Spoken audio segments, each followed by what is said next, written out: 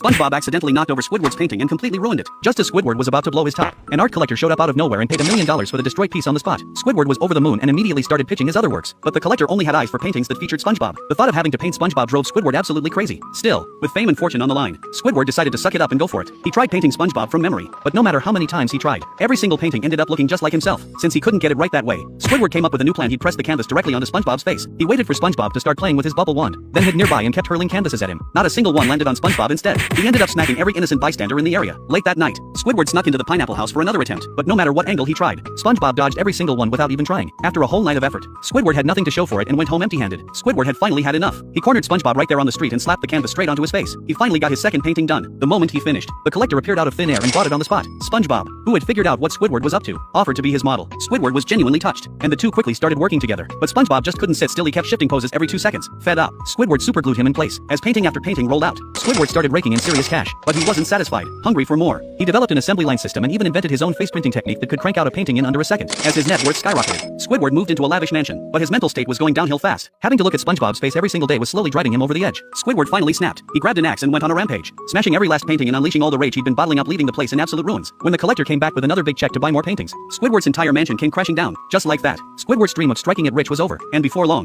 Squidward was right back to being the same nobody he'd always been.